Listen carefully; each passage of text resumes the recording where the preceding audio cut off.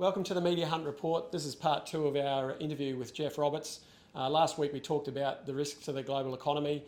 We now want to really drill down a little bit more, Jeff, and what does that mean to Queensland? What are your thoughts? Yeah, Steve, look, I think if we look at the major developments of the last 3 years and just the current financial environment that we've got going forward, and break that down very simply. If you've got money and you're looking for lifestyle and you want to live somewhere in the world, even with pandemics, wars, other issues going on, where would you choose in the world? And it's pretty simple. I mean, the sun is shining outside here. We can surf in the morning before we have our coffee and come here and talk about these issues. And in terms of doing business, Steve, I was trading oil last night, executing oil into London, into New York. I'd much rather be here doing that than having to sit in those locations. And the migration. The migration is not just foreigners, it's actually Australians, New Zealanders, people from these parts of the world that want to come back and live in this environment. I was in Byron recently, and not one of the movie stars, but myself, but amazed at the number of international speaking foreign languages, driving around in high-end vehicles, owning good property, the restaurants that are servicing that sector, the spectrum of food, the good wine. I mean, really, why would you want to live anywhere else? And the only other place, sorry to interrupt 1 second, is South Island in New Zealand is quite similar. So this brings me to another point. You said you were trading last night. There's so many trading, and you were surfing this morning. Where were you surfing, by the way? Because I was at Palm Beach.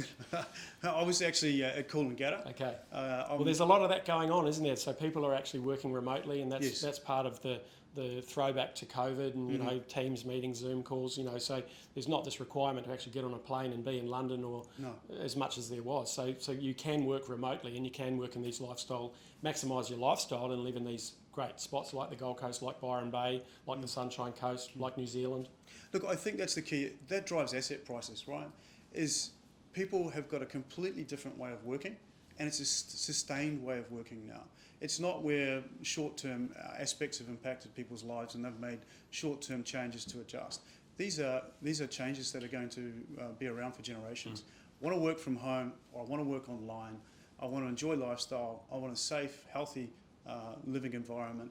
And Queensland, New Zealand, they offer it. And obviously, Jeff, for Queensland, we've got 10 years of infrastructure growth. We've got the Olympics in 2032. So that's going to mean a lot for the economy. Look, I think you raised something, and people always talk about sort of Olympics and these sort of like World Cups and what it means for infrastructure. But if you look at it from an investor's point of view, I've worked with governments, central banks, very large pension funds around the world. And what you're wanting to do is you're wanting to buy assets like infrastructure assets that have returns on them over the medium term, right? And so I've heard there's going to be transport changes in Queensland. I think it's a tram system, these sorts of things. We look at the infrastructure for the stadiums, the hotels, these sorts of things. These are good assets to buy because they've got medium-term income streams on them. The other thing is, if the environment's going to be very volatile, you'd much rather own those types of assets than the riskier assets in the world that you're going to see depreciate and have already started to depreciate. So another really positive reason to invest in Queensland that I see. And also, out of that comes a lot of employment. Exactly. Thanks for your insights, Jeff. Awesome to hear what you've got to say. You've got great experience globally, and it's good to sort of understand what the global machinations mean for the local markets. Pleasure to be here, Steve. Looking forward to how 2023 plays out.